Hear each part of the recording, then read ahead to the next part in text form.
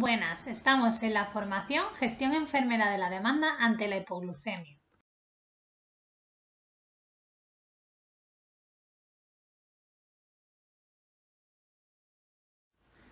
Los objetivos que buscamos en esta formación son los siguientes. Por un lado, aprender a discriminar las diferentes causas, las clínicas que acompañan a la hipoglucemia y los grados que podemos encontrar de una hipoglucemia.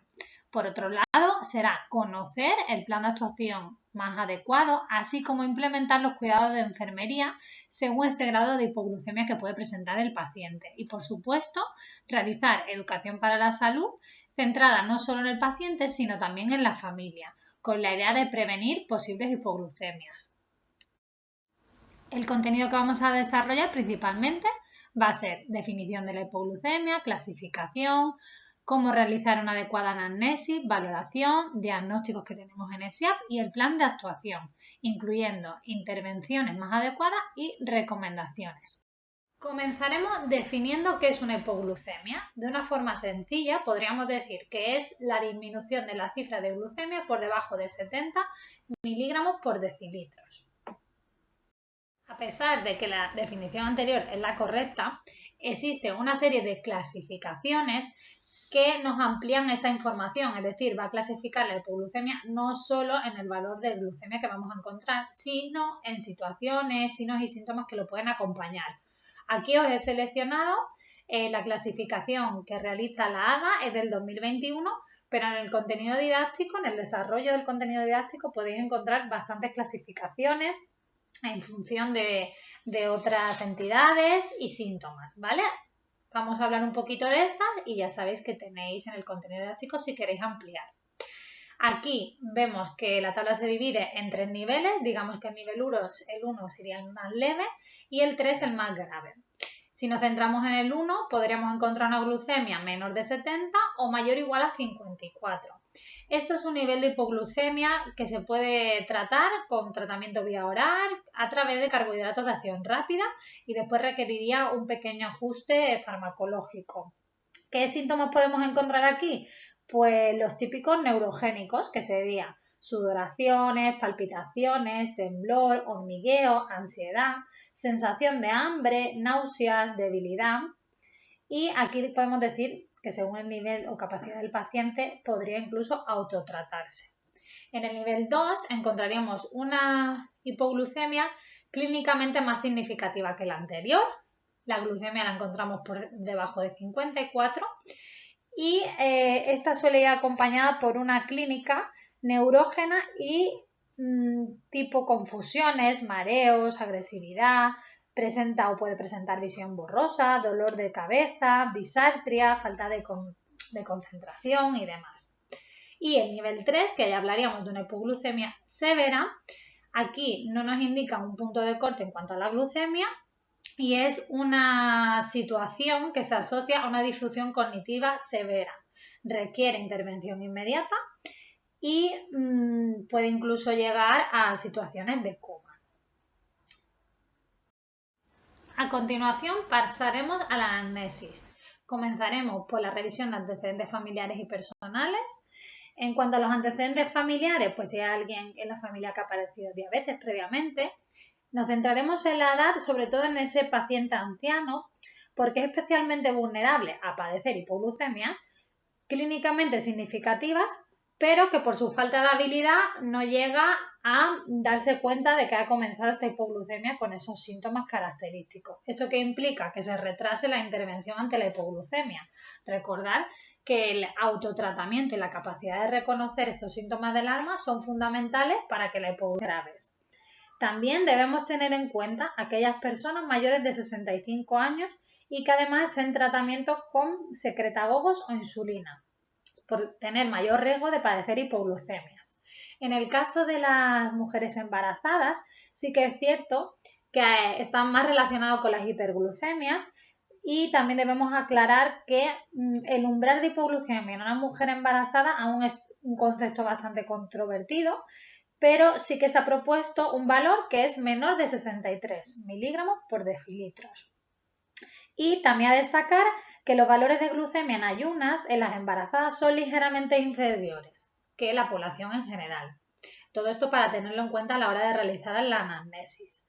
Importante también las patologías previas que presente la persona. ¿Por qué? Porque existe mayor riesgo de hipoglucemia si asociamos, por ejemplo, un paciente diabético con otras patologías, como puede ser enfermedades renal crónica o multipatología, pluripatológico. Por supuesto, si tienen demencia, porque esto puede implicar que haya errores de tratamiento.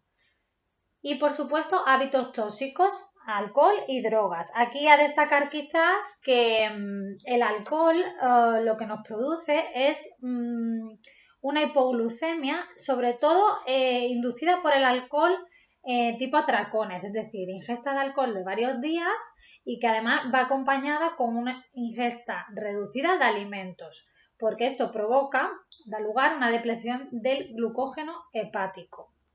En cuanto a los fármacos y alergias, vamos a revisar y a certificar con el paciente, que lo que está registrado en la historia clínica es lo que toma, que no haya ningún fármaco nuevo, pero sobre todo vamos a estar alerta con aquellos antidiabéticos secretagogos, como serían la repaglidina y la sulfonilurea, porque esta segunda, sobre todo, puede producir hipoglucemias graves y prolongadas. También especial atención si están en tratamiento con insulina y aquellos fármacos que nos pueden enmascarar una hipoglucemia. ¿Cuáles serían? Pues mira, las quinolonas, los betabloqueadores, inhibidores de la enzima convertidora de angiotensina y algunos factores de crecimiento. Por supuesto, limitaciones visuales y cognitivas. Aquí antes os he hecho un avance de esa persona que presenta demencia. Puede ir ligada a problemas de errores de administración de unidades de insulina o del propio fármaco. También se pueden producir hiperdosificaciones de la insulina. Ya pasaríamos después, una vez que hemos revisado todos los antecedentes familiares y personales, a centrarnos en las características propias de la hipoglucemia. Intentaremos revisar si localizamos factores precipitantes. ¿Cuáles serían? Pues una actividad física moderada o intensa, haber realizado un ayuno, una ingesta enólica, ya lo hemos comentado, cambios o reajustes recientes en la dieta o en el propio tratamiento. Y en cuanto a la evolución, siempre preguntaremos cuándo se ha iniciado, cuándo han comenzado los síntomas, cómo han ido evolucionando estos en el tiempo. Una vez que hemos repasado estas partes, pasaríamos a la anamnesis de los signos y síntomas acompañantes. Aquí os lo he dividido en dos bloques para ayudaros. Es decir, por un lado tendríamos los signos y síntomas típicos neurogénicos o autonómicos, que son sudoración, palpitaciones, palidez. Estos van un poco relacionados con la hiperactivación. Y los típicos neuroglucopénicos, que son confusión, mareo, visión borrosa, disartria, falta de concentración. Una vez que hemos realizado la anamnesis, pasaríamos a la valoración, que está centrada en 4 bloques fundamentales. Por un lado sería el estado general del paciente, la toma de constantes, digamos que sería de forma habitual mirar pues la tensión, la frecuencia cardíaca y la glucemia. Y ya la temperatura y el electrocardiograma lo realizaríamos según la situación clínica que presenta el paciente. El tercer bloque es muy importante, que es la capacidad de la persona de reconocer esos signos y síntomas y resolver la hipoglucemia. Como hemos comentado, el primer paso ante la hipoglucemia es que este paciente se dé cuenta de estos signos y síntomas acompañantes para poder tratar y prevenir que la hipoglucemia vaya a más. Y por otro lado, la afectación neurológica, el nivel de conciencia, que podemos utilizar, por ejemplo, la escala de Glasgow, que aquí he puesto esta bastante visual, pero bueno, que ya la conocemos todos, quizás un poquito de recordatorio. ¿Por qué vamos a mirar esto? Porque el nivel de conciencia nos va a indicar la gravedad de esta hipoglucemia. En los diagnósticos tenemos en el CIE-9 con el código 251.2 hipoglucemia. Aquí tenéis una captura de SIAP, ya sabéis que lo podemos introducir tanto metiendo los dígitos como la palabra clave. Si nos pasamos a la ANAMNA tendríamos el diagnóstico riesgo de nivel de glucemia inestable. con los dígitos 00 179. Ya sabéis que siempre comentamos que hay que buscar el diagnóstico más adecuado a la situación actual del paciente. Aquí os damos claves o ideas para ayudaros. El plan de actuación comenzará identificando siempre aquellas situaciones que requieren una actuación conjunta con el médico o la médica. En este caso, ¿cuál sería? Pues si la persona presenta una hipoglucemia grave, una afectación del estado general, deterioro del nivel de conciencia, una fiebre, que esto lo habremos mirado previamente en la valoración. También se ha presentado una alteración en el electrocardiograma previamente realizado o aquellas personas con una hipoglucemia no diagnosticadas previamente de diabetes. Las intervenciones las vamos a dividir teniendo un poco en cuenta las clasificaciones actuales en hipoglucemia leve, moderada y grave. Si nos encontramos ante una hipoglucemia leve, moderada, ¿qué vamos a hacer? Vamos a administrar por vía oral, porque recordad que en esta situación la persona tolera la vía oral, 15-20 gramos de hidratos de carbono y reevaluaremos a los 15 minutos. Después, a continuación, veremos una tablita de qué equivalencias hay en los hidratos de carbono para poder aportar esos 15-20 gramos. Lo tenéis de forma más extendida también en el desarrollo del contenido didáctico. Imaginaos, le hemos administrado de forma oral esos 15 o 20 gramos de hidratos y reevaluamos los 15 minutos. Podemos tener dos situaciones o dos supuestos. Por un lado, la glucemia está por encima o igual de 70, es decir, se ha recuperado de la hipoglucemia y pasaríamos a las recomendaciones que las desarrollaremos más adelante. Imaginaos que después de estos 15 minutos reevaluamos y la glucemia aún sigue por debajo de 70. Aquí podemos repetir de nuevo ese aporte de 15-20 gramos vía oral de hidratos de carbono y reevaluamos de nuevo a los 15 minutos. Y aquí al reevaluar nos encontraremos dos supuestos de nuevo, persona que se recupera de la hipoglucemia, es decir, mayor de 70 miligramos por decilitro de glucemia, o no recupera, que aquí valoraríamos de forma conjunta la derivación al hospital.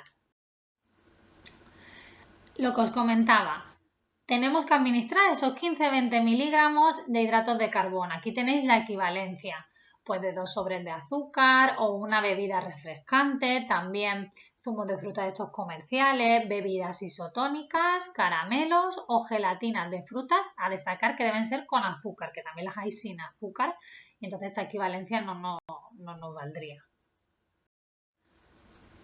Intervenciones ante una hipoglucemia severa. Ya hemos indicado la leve y la moderada. Si la que encontramos es severa, es decir, hay un deterioro del nivel de conciencia, la persona no tolera la vía oral, estos son, digamos, las pistas que nos van a indicar que se trata de una situación más grave.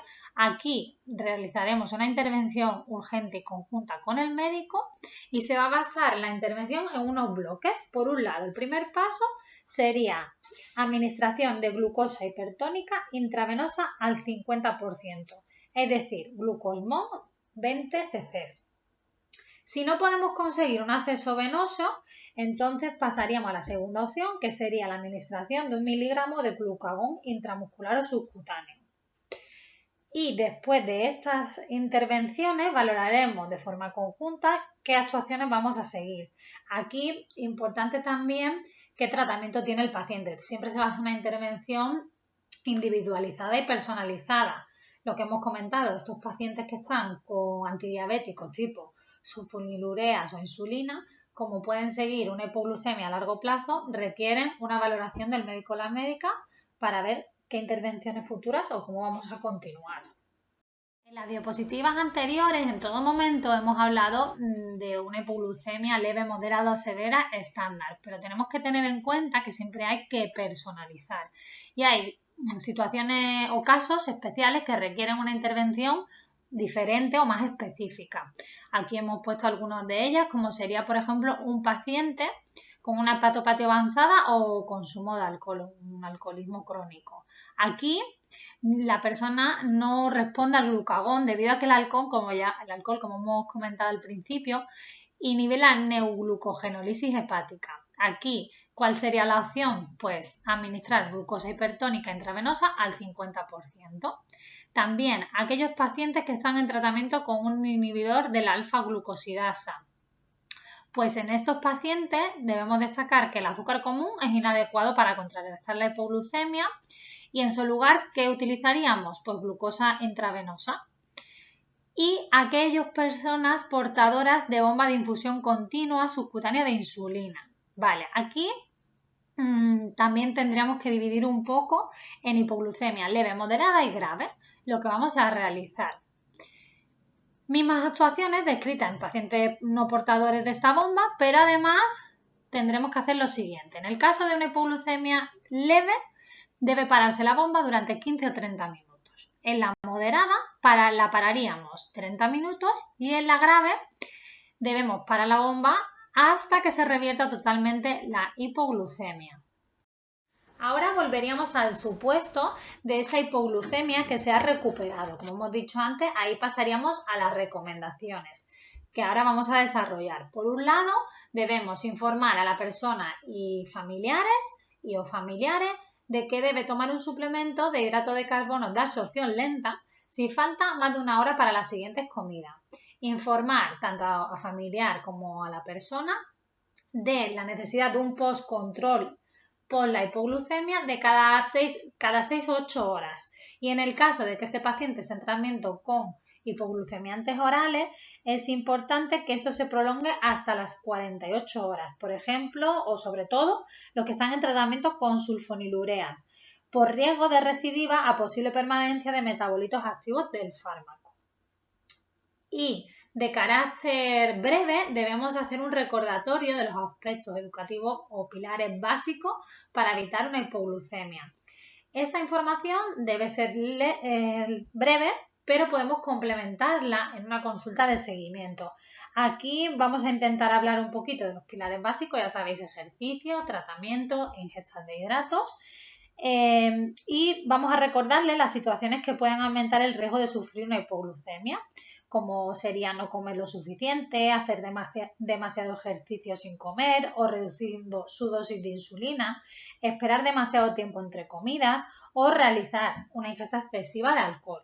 Lo dicho, vamos a hacer una intervención breve y continuaremos con esa educación para la salud en la consulta de seguimiento. Incluso podemos darle la cita si consideramos que lo requiere. Y también reforzaremos en cuanto a la educación terapéutica, pues el uso correcto del glucagón. En dicho caso, confirmar con la familia del paciente que saben utilizarlo. Más recomendaciones podemos encontrarlas en el SIAP. Aquí habéis visto una captura de pantalla y la verdad es que tenemos bastante información para el paciente. Os recomiendo que lo reviséis. Tenemos de alimentación saludable, tabaquismo, ejercicio y otros temas de interés. Nada, recordarle también cuáles son los signos y síntomas de alarma ante los que tienen que sospechar una posible hipoglucemia, ya los hemos comentado. Al inicio suelen ser tipo sudoración, temblores, sensación de hambre. Si la persona sabe detectar bien estos síntomas, puede ya intervenir para que no se prolongue una situación más grave, es decir, con un consumo de hidratos de carbono. Y así puede incluso resolverse de forma temprana. Por otro lado, siempre dejarle la puerta abierta para contactar con su profesional de referencia y lo que hemos dicho, si creemos que necesita más educación para la salud y un seguimiento, le podemos dar cita de continuación. Recordaros que tenéis el foro al final del tema para todas las dudas y preguntas que necesitéis y daros las gracias por vuestra atención.